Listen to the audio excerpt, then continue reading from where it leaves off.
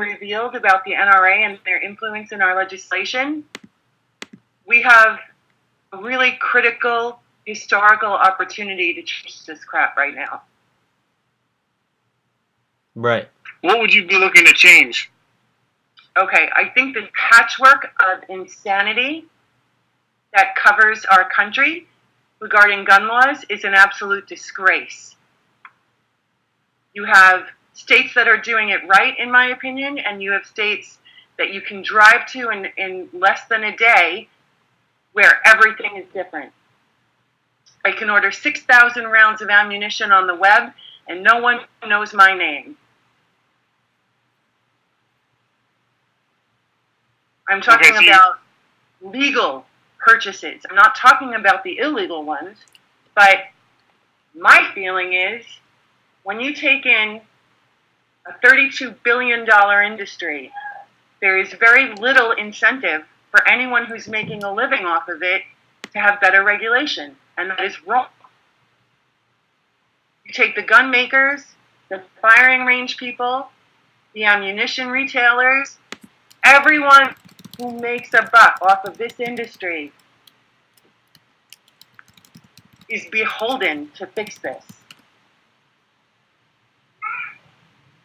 Okay. Right. So Ken, I was just going to say I'm going to continue the recording, and just like yesterday, if you want to engage in a discussion with Colette, I'm going to keep the recording going. Okay. So I'll catch you guys later. Thank you for joining, All right. Colette. Thanks. You got it. Thanks, Max. No problem.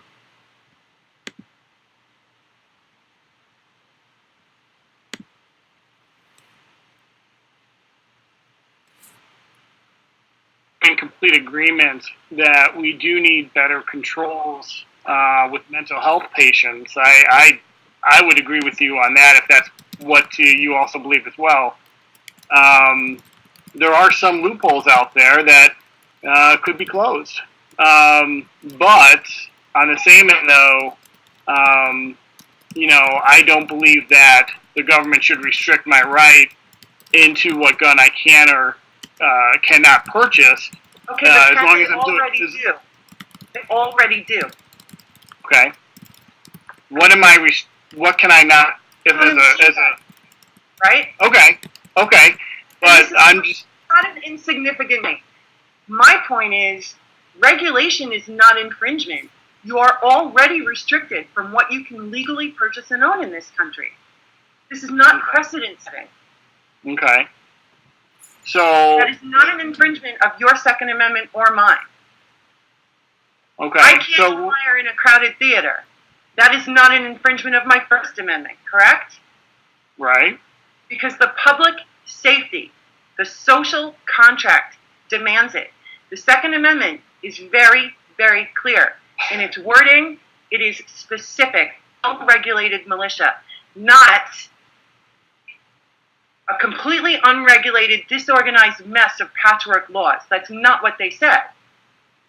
Well, it depends on what your definition of militia is, because it depends on what your definition of regulated is. Well-regulated, specifically. Well, to me, a well-regulated militia is what we would do as a if we were a country that was under some sort of siege, that we need to have people called to arms. The citizens, a standing army, which did not exist when the text of that amendment was written. What I'm saying is, blows that argument off of the face of the earth. Really? No, it really doesn't. Because if you think about it, when you're talking about a well-regulated militia, what does that mean? A well-regulated militia means that that particular militia is in control, and they are attacking whatever they have to move on. The federal government towards. is still in control. But there's a difference between what I'm allowed to do as a U.S. citizen. So correct, as there should be. Okay, so what exactly do you want specifically to be in place that's not already in place? Assault weapons ban, high cap ammunition ban, better tracking of ammunition sales, closing these goddamn loopholes.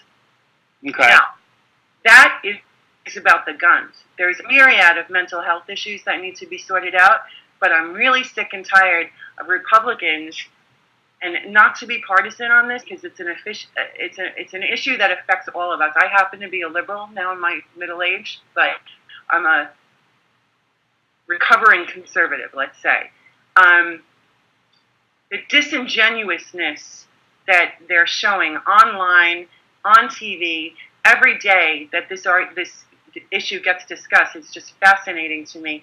The same people who would cut every mental health care service that they could possibly touch are screaming about institutionalize the mentally ill as if that's a solution. And it's a non-solution. So it's infuriating to me on that level. The nexus of the most dangerous gun and the most dangerous mind is the issue. It is that intersection of mental illness with the weaponry. And we need to look at it from both sides. But this assault weapons nonsense, it is absolutely corporate-driven madness. It is the fear and paranoia that the NRA and all of their flunkies have been pushing on this country for the better part of 40 years. My father picked up his NRA card in 1982 when it became clear to him that they were having a psychotic break and worked for no one but the gun manufacturers. And that is the truth of it. And the more gun owners that come out and say this, the better off the country is going to be. So what would your position be, Colette? I don't know if you jumped in when I was having the conversation with Aaron, but one of the was a young lady in Georgia who was being attacked by a gentleman who came into the house, and he had a crowbar with the full intent of killing her. Shoot him. And Shoot him. did. She Good shot for him her. She shot him 5 times with a handgun. And this gentleman took the hits, walked out of the house, and he actually drove away. Now, my question for you is, what happens if that's not a one-person situation? And we can get in would-have, could-haves all day long, but what my point is that when you have a situation where you have 3 attackers that are coming into your house, what if that 6-round clip or 8-round clip's not enough? Deal with it hypothetically. If you're a bad shot, there's no number of bullets that are going to help you. My suggestion, because you're dealing with a hypothetical, is that the gun owner get their ass trained better. You can be trained to improve your shot. And this whole idea of 3, 4, 5 invading marauders is just complete and utter nonsense. If 5 people are banging down your door in your home, you're doing something you ought not be doing. That's my opinion.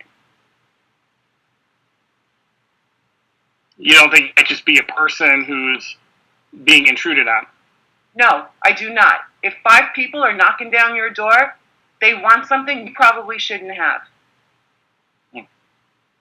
Okay, well, that could be... Really, we can deal with hypotheticals all day long. Let's do with real things.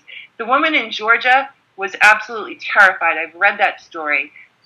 She had that gun for her and her kids. I'm delighted with that. And let me tell you, if someone not from my friend has an intention of hurting my kid, I will eat you, I will put your body in a pot, and I will feed you to my dog. So don't underestimate what I'm talking about here. Didn't say anything. I'm serious about that. I have no problem with self-defense. But that is not our gun trouble. These cap rounds, AK-47s and AR-15s for every yahoo that's got $2,000 to throw at it, give me a break. They appeal to 2 mindsets, maniacs and morons, and that's it. Real gun people laugh at them. I guess I guess for what I can say to it is, I personally don't think it's anybody's business what kind of guns I have in my home. When those guns have been used in half of the mass murders in this country, and high-cap ammunition has been used in half, it's our business. It's our business to take care of this. So, are you saying that you would want to take the guns that I have in my house away from me? I would absolutely not. The guns you have in your house can stay there. Right. And that's what I'm saying. I don't... The chronic, consistent problem is that The labels that are being slapped on people who want better regulation are nonsensical. That is not about a gun ban or confiscation. There are 310 million guns in this country today. We have enough friggin' guns. We don't have enough regulation. We don't have enough of a culture that says this is a dangerous weapon. A 16-year-old kid died this week because his idiot friend was down in the basement horsing around with a gun that he thought was loaded and shot his friend. Mm-hmm. And the parents were upstairs.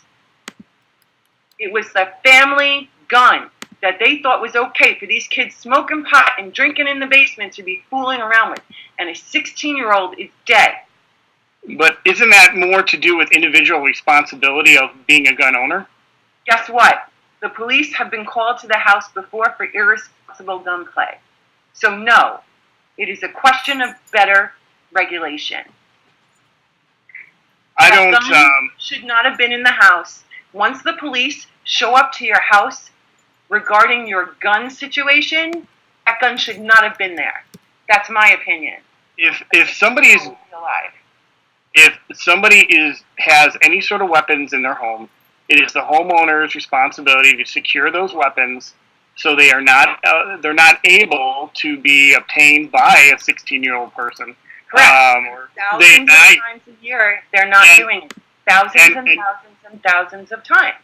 And that I will find some common ground with you, Colette, because I completely agree with you. If you don't have your guns secure, there is a problem, and I don't disagree with you at all. In fact, I think that I don't know what the state law is where that took place, but I don't know if that gun owner can be prosecuted for not securing his weapon. That is something I'm very strong about. He cannot be. I'm sorry, did you? Okay. The family of the child probably has a civil case there, but there's no criminal play because it was an 18-year-old kid who shot a 16-year-old. Yeah, and it's very tragic. And I would definitely claim the firearm owner for not securing his weapon. And I think there are enough gun-proof safes out there that people could utilize. Then why is the NRA? Have they worked everywhere to repeal trigger lock laws? What is that? I can't speak collectively for the NRA. I'm actually not a member of the NRA myself. They don't speak to anyone, and that's what I'm sick of. Kind of common ground there. I think it's that we gun owners have to start making more of a fuss of this. They don't represent us. They don't represent you. They don't represent me. Oh, God damn it, my doorbell just rang.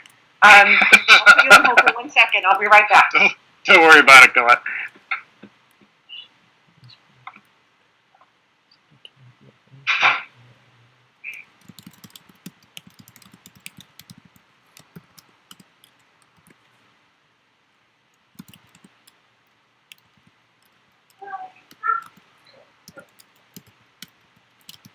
Mary, I see your question.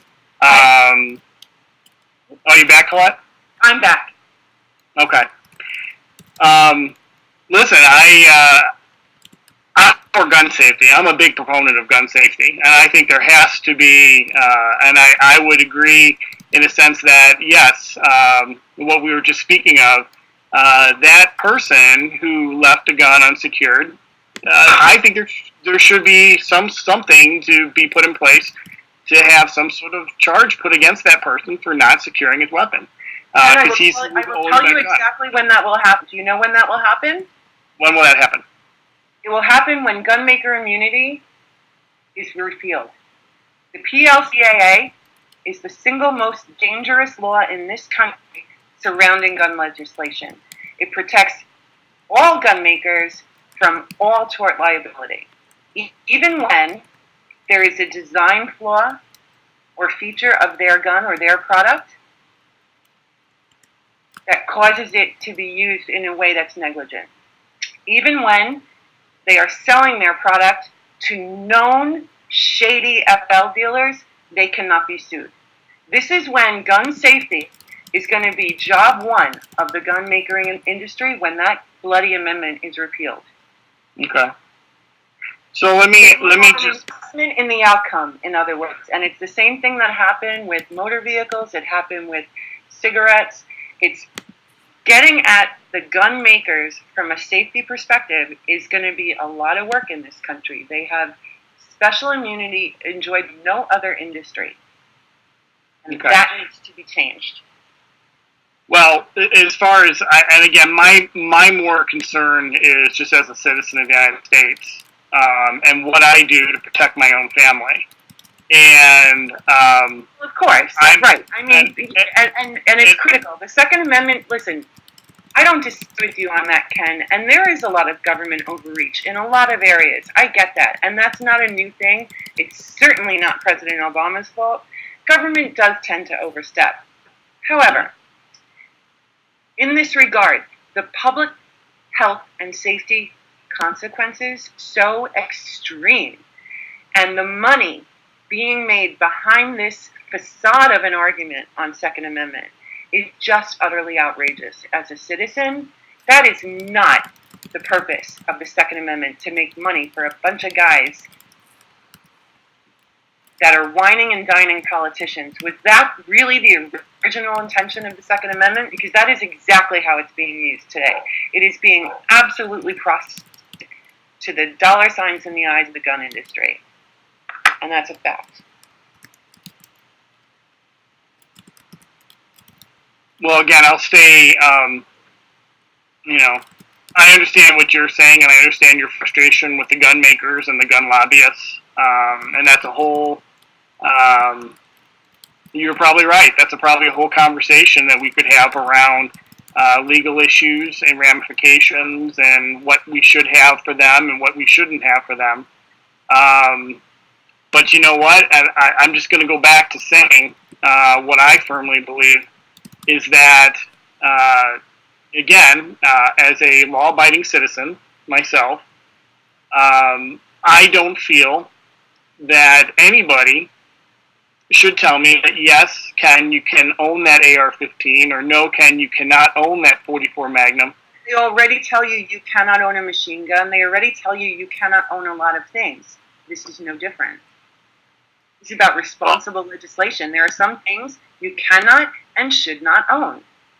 And it's this Walter Mitty militia, if you understand my reference, these people who are delusional in their thinking that they're going to protect their family with an AK-47 and they're going to fight an invading army. It makes no sense.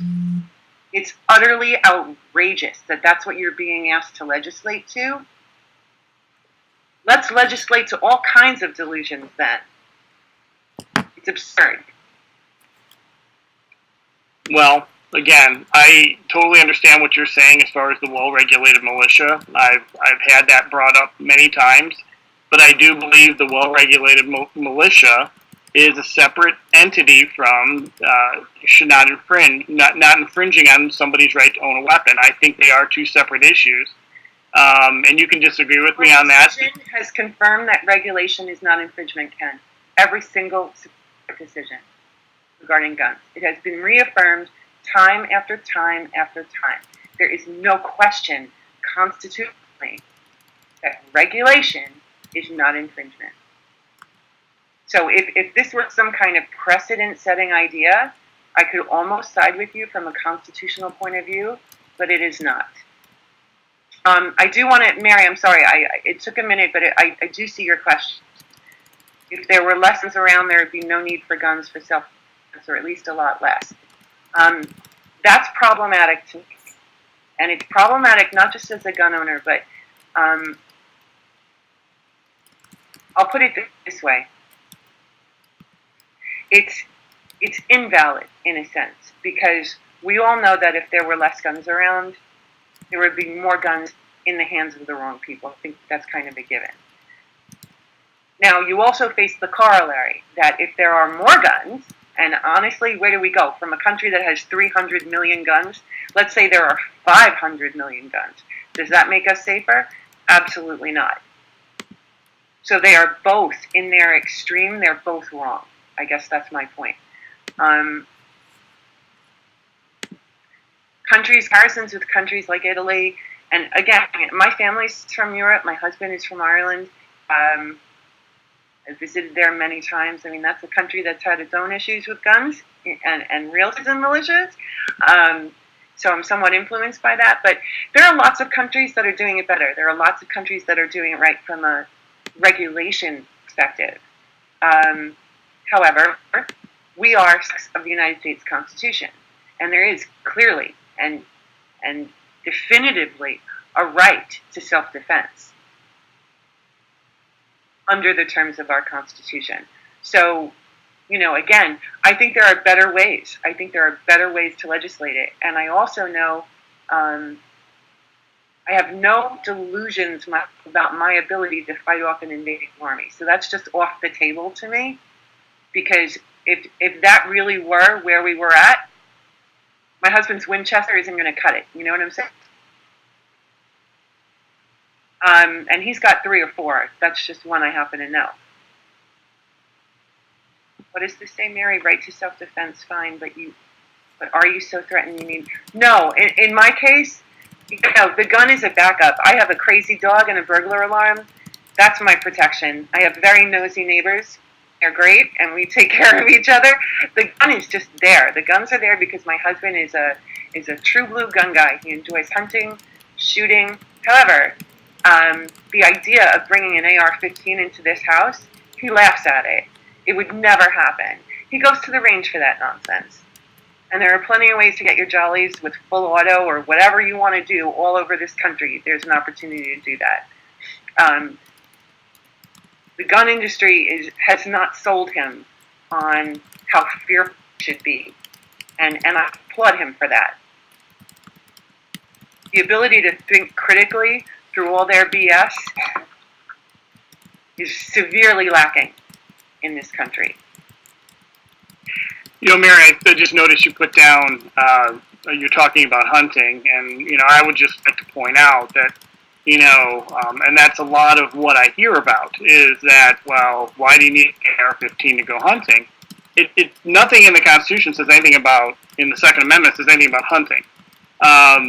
If I want an AR-15, if I'm a law-abiding citizen and that gun is available for me to be able to purchase, I have a right to buy that gun. There's no other way around it. Now, if we want to talk about something I brought up in the last segment about criminals who are stealing guns, and I brought it up with somebody in St. Louis factory.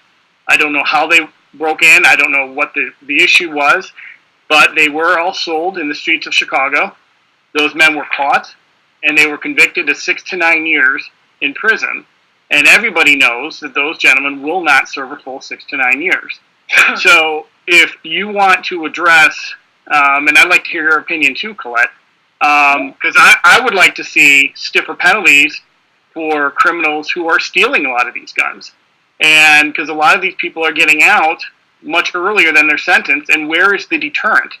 Where is the deterrent for these people to say, wait a minute, I better not steal those guns because, you know what, this might, I might be put away for a long time. I mean, where would you stand on something like that, Colette? Okay. First off, I agree with you. Stiff penalties is absolutely called for with any crime that involves the use of the firearm. And as far as my understanding, I know a few cops, any crime that you can think of committing once a gun is involved is automatically a higher penalty. But here's the thing. Part and parcel of crime is punishment, and part and parcel of catching the bad guys is the ability of the law enforcement community, from the ATF down to the local cop on your corner, with what they can and cannot do. Again, the NRA has got its tentacles wrapped all over the ATF, all over the CDC, weakening existing laws, preventing funding for research. There is no effective way to track the path of guns in this country, whether they end up on a crime or a suicide or any other number of things. There's no effective way to trace that. The NRA has basically mandated that transaction records be destroyed after 24 hours. So there's no way within that amount of time that ATF agents, federally and locally, can piece together the track of a gun that ends up being trafficked. You understand what I'm saying? You know that old idea that even a broken watch is right twice a day? Well, Yeah, sure. an illegal gun was legal. Somebody made a profit off of it once upon a time. They have absolutely no incentive to make these laws tougher because they can make a profit off of it. At the point of legal sale, a whole lot of people are making money off that gun. Yeah.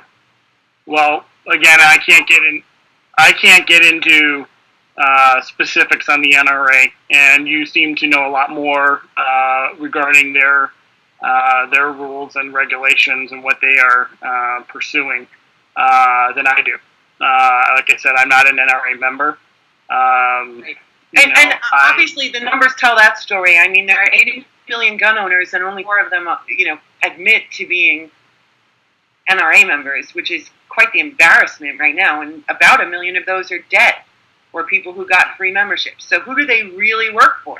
It's an honest-to-God, common-sense question. If 3 million are active and involved, but there are 80 million gun owners in America, what does that tell you? Gun owners have rejected them en masse. So who the heck to be in my Congress? I'm fed up. What state were you from, Colette? I'm from New York. New York. Okay. Yes. So you guys just enacted the 8-round limit. 7-round limit. 7-round limit.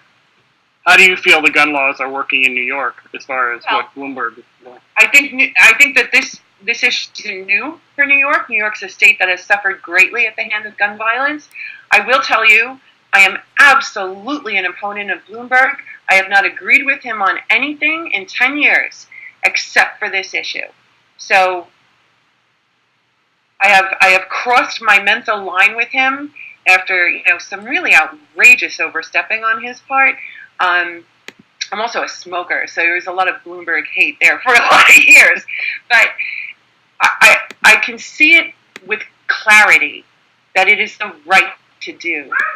New York has made some very important legislation happen, and I don't care what upstate politician is taking the payoff from NRA and is coming out and decrying it as foul. It is the right thing for this state. It is what people want. Poll after poll confirms it, and any of them who would reject that need to be ousted in 2015 and 2016. Every single poll supports it. So how dare they reject what their constituents are saying? The NRA has had 171 years to get invested in gun safety. They used to be all about it until the late 1970s and early 80s. And let me tell you, they're not dumb. They see a declining industry that's wildly profitable. They have made every effort possible to get more guns in more hands for the past 40 years. And public safety be damned. They have issued a virtual middle finger to this country, and we are done sitting back and taking it. I think that one of the suggestions we should make to Max, and I think he's still in the room right now, is that we should have a specific forum on the NRA because you're very well spoken when it comes to the NRA, and I can see I'm not directing my anger at you. I'm sorry, but no, I don't take it personally, Colette. I mean, you can't. It's not a personal attack, so I understand that. But I do believe that you are you're very aware of the NRA and everything they're doing, and I think that you're very passionate about it, and I think that's a good thing. If you're not passionate about something, I'll tell you the truth. And here's the storyline for me. I'm a real American. Like, the most trouble I recall ever getting in my house from my immigrant parents was the day I said I didn't vote in some election. They were horrified. I think it was the worst thing I ever did, and I did some dumb things, but they were horrified by that. Granted, they weren't refugees from anywhere, but they did come here. They were so patriotic. So for anyone with their yellow snake "Don't Tread on Me" flag to tell me I'm not American and I'm treasonous, it's just utter BS, and it offends me deeply. If Newtown didn't change something, we suck. We absolutely suck as a country, as a nation. What other country in the planet would suffer Newtown on top of all the other massacres that we have had for generations of kids growing up with school lockdowns being the norm? It is unfathomable to me. And I'll tell you what, 12-14-12 didn't even move me to action. 12-21-12 moved me. When Wayne friggin' LaPierre got up and told me it's about hurricanes and video games, the absolute gall of that jerk-off. He insulted every parent in America that day. Every grieving parent and every not grieving parent is taking a stand. I joined a group that's working for common sense gun legislation. They got 80,000 people mobilized within 2 months. So don't tell me the Connecticut effect is going to pass. The Connecticut effect is that millions of people who were on the sidelines and ambivalent before are now mobilized. We're bringing money and voices and votes, and we will not stop on it. The assault weapons nonsense sponsored by the NRA and the NSSF, because they see a declining market, is over. That shit needs to go. And I'm sorry for cursing. Like I said, you're very passionate. There's nothing wrong with that. Nothing wrong with that, Colette. Where would you then stand, Colette? Because it's something that I am kind of passionate on. And I see it, in spurts in different states and different school districts. I have 3 children myself. 2 of them are in school. One's going to start school next year. And what is your opinion on putting police officers in school? I like it done right, and actually New York has a system. I'm in New York City, and we do have a school resource officer program, and it's certainly much needed. It's actually a department of the existing NYPD, and I think there is much to be said for that, because it takes a specific type of training to be in that very specific type of scenario. Correct. They deal with a lot more than potential mass shooters, obviously, but there's a whole lot of training that goes into that, and I think that police officers anywhere are a good thing. You know what I mean? But our schools are targets for maniacs. So, you can argue gun-free zone back and forth all you want, but the truth, police are good. I'm a big fan of police. You know what I mean? But they need to be trained. They need to be well supervised. There has to be a plan in place that's not just, because the reverse is true also. At the hands of a maniac, that police officer is the first target. Of course. There can be no naivete about what they are actually able to accomplish as mass killing after mass killing keeps playing out. The good guys with the gun haven't stopped a one of them yet. So when we all get serious about that and devote the resources to it, that's when I'll know there's a change in this country. This BS about arming teachers has got to go. It's got to go. Every teacher I know is on the outward edge of sanity. We're going to throw guns at them now? Yeah. Please. I think it's absolute nonsense. And I know they're doing some, I know that's being tested in a lot of different states. I think in Colorado might have been one, where a local town sheriff has said that he would teach teachers on gun safety. Whether or not I believe that's a nationwide thing, I don't buy that. I think that it should be a cops in school type situation. That's something that I have been very big proponent on. I would rather have, and a lot of people, and they do come from the left that say, no, why do we want more guns in schools? But just like any party, we all have our extremes. You have them on the left side on the liberal side, and we have them on the right side. Each, I always look for the middle ground. That's at least, that's, as a father, that's what I've always tried to do, especially with my kids. And I think there is middle ground out there. But I do encourage you, Colette, because I'm going to have to get off here in a couple minutes, but I encourage you to stay passionate on everything that you're doing. My biggest concern, like I said, it's always been is it just drives me nuts when somebody tells me, who's a law-abiding citizen, who's never, I might have had a traffic ticket a time or two, but I've never broken the law. I feel that regardless of the reason why I want to have a weapon, I should be able to have that weapon. And but I'm also a big proponent of gun safety. I think, yes, you're right. You do have to take gun safety courses. I think guns need to be locked up, and that's the responsibility of a gun owner. But as far as the NRA, there's my cue. What's that? Where are you on mandated insurance along those lines? As far as guns are concerned? Yeah. Boy, I haven't put a lot of thought in that, to be honest with you, Colette. It's a big consideration, and I mean using actuarial data, because we have a profile from limited gun research that's available. There is a profile of who's more likely to have a gun incident, right? So, you're a gun owner, you have 3 kids in your house, your insurance is going to be higher than mine, because I have 1 kid in my house.